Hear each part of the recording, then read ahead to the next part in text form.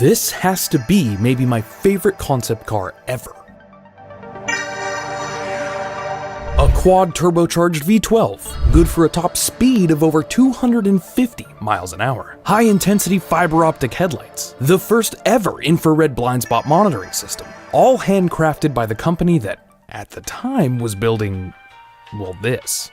It was one of the most insane moonshot machines ever developed, but it was too radical, too daring, not to mention insanely expensive to build. It was so different they needed parts from a certain Jaguar to make it work. This is the Ford GT90.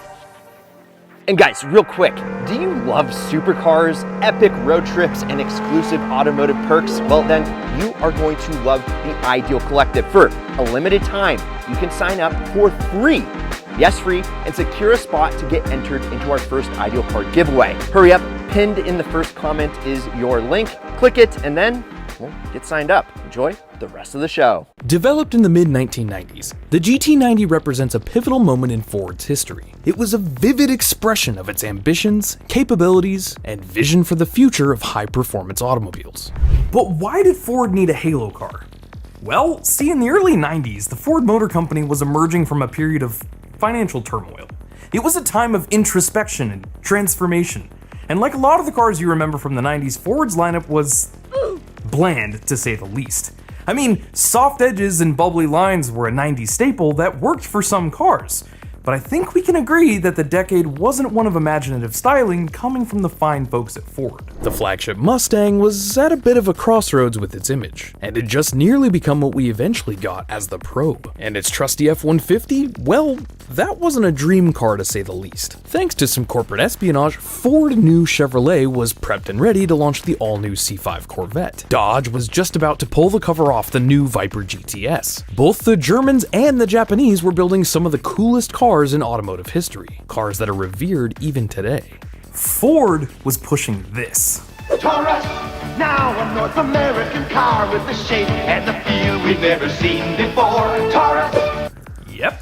Ford desperately needed a beacon, a symbol to proclaim its revitalized commitment to innovation and excellence. The GT90 was to be that symbol, a concept car that would leave a lasting mark just as the GT40 did in the 1960s, when it showed the world that an American company could come together and take on the best. However, this time around they didn't have Christian Bale and Matt Damon to help out. The challenge fell to Tom Scott.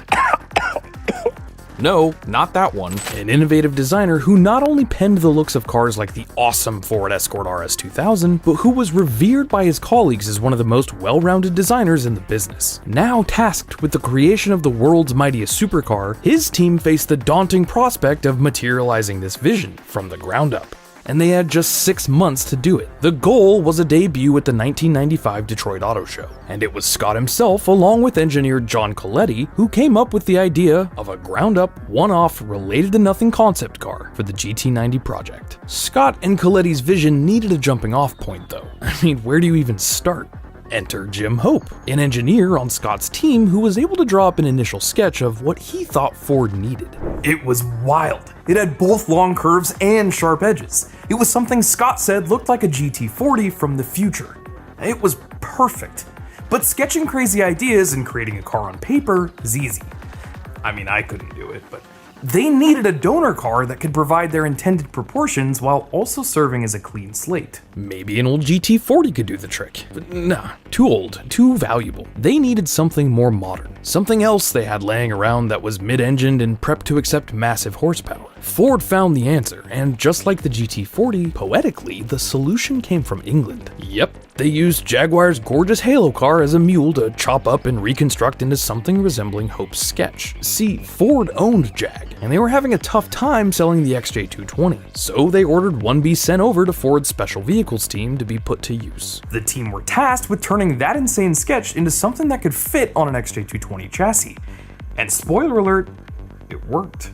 Stylistically, the GT90 was a departure from the norm, bearing a distinctive, futuristic, and aggressive look, shaped by a design language Ford called Edge. No, not that Ford Edge. It was a daring move from the softer, more rounded profiles common of the era. It showcased a dramatic angular silhouette, a sweeping glass canopy, and a sharply tapered rear end. The interior was a bright popping royal blue leather mixed with brushed metal and carbon fiber accents, something Ford had never even attempted before. The designers even integrated an advanced heat management system inspired by the space shuttle, employing high-temperature ceramic tiles in the exhaust outlets to dissipate the extreme heat generated by its formidable engine. And oh yeah, that engine. A massive 5.9-liter V12 that was literally cobbled together from when it was first conceived. Not the same one that was supposed to go in the XJ220 in the first place. Engine designer Bob Natkin had the crazy idea to take two of Ford's then new modular V8 engines, cut one of them in half, and weld that half onto the other intact V8, creating a V12 capable of ridiculous performance, thanks to its 4 Garrett T2 turbochargers, 48 valves, 720 brake horsepower, 0 to 60 in 3.1 seconds. This was the heart and soul of the GT90, and thanks to SVT engineer manager Fred Goodnow, the V12 could actually fit inside the concept car's engine bay. Ford claimed it could propel the GT90 to a staggering top speed of 235 miles an hour, a figure that would have made it the fastest production car of its time, surpassing the fastest car in the world, the McLaren F1. As the 1995 Detroit Auto Show approached, its name was officially decided on. GT90 was an ode to the GT40 race car of the 60s, and Ford's 1970s attempt at a limited supercar, the GT70. The 90 was simply meant to represent the 90s, and despite rather harsh initial impressions from Ford executives, the GT90 was an absolute hit with both the public and the press after its launch.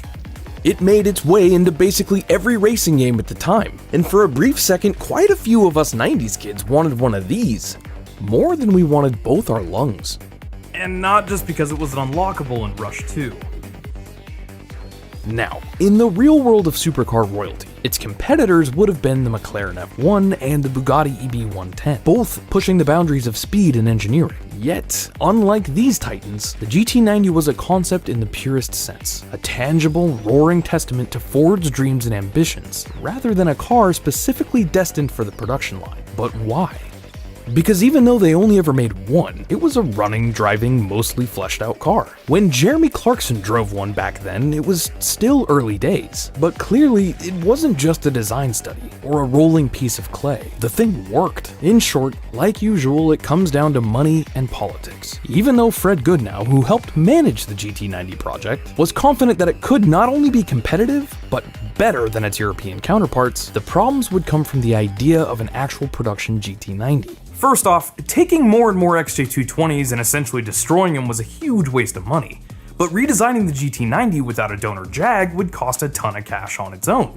Additionally, Ford owned Aston Martin at the time, and the exotic supercar segment was kind of their thing. Meaning the GT90 would have Ford, in a way, competing against itself. So the sole GT90 they displayed to the world that day in 1995 would remain as such, a true one-off concept. But don't think it was all for nothing. The GT90 was a declaration of Ford's renewed vitality, a showcase of their engineering expertise, and an expression of futuristic design philosophy. Although the GT90 never transitioned to a production model, its audacious legacy gave future project engineers the inspiration to follow through with cars like the Ford GT of the 2000s. The GT90's imaginative design and bold engineering decisions make it go down as an enduring earmark in time, when Ford dared to dream big and had the courage to bring those dreams to life, if only for a fleeting moment on the automotive stage. Thank you all for watching. Please give this video a like and consider subscribing to Ideal for more automotive stories just like this one coming along very soon. We're posting new content almost every single day, so stay tuned. In the meantime, go watch some more Ideal content right over on the side of your screen there. Yep, like right there. And we'll see you all in the next one.